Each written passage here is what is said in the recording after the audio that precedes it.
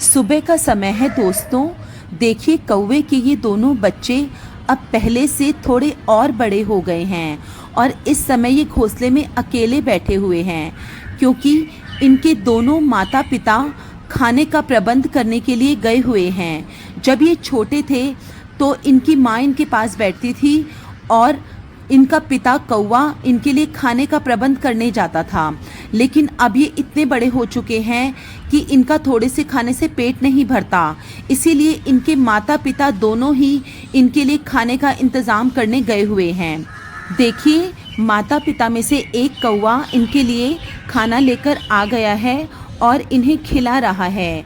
दोस्तों कौवे अपने बच्चों को कीड़े मकोड़े, मेंढक, चूहे, छिपकली, मांस जैसी प्रोटीन युक्त चीज़ें खिलाते हैं। इसके अलावा मनुष्यों के द्वारा फेंका हुआ खाना तथा छोटे पक्षियों के घोंसलों से अंडे चुराकर भी ये अपने बच्चों को खिला देते हैं, ताकि इनके बच्चे तेज़ी से बड़े हो सकें। दोस्तों इस पेड़ के पास एक छोटा सा खंभा है।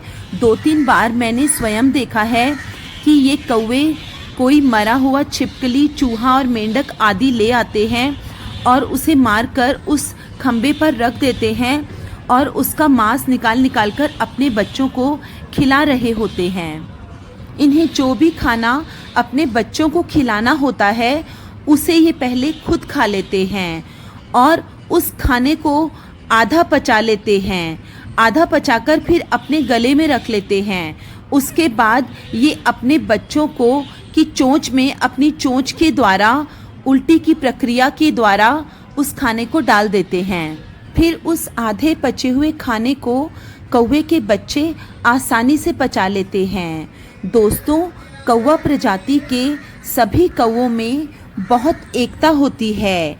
ये चीज़ मैंने स्वयं देखी है।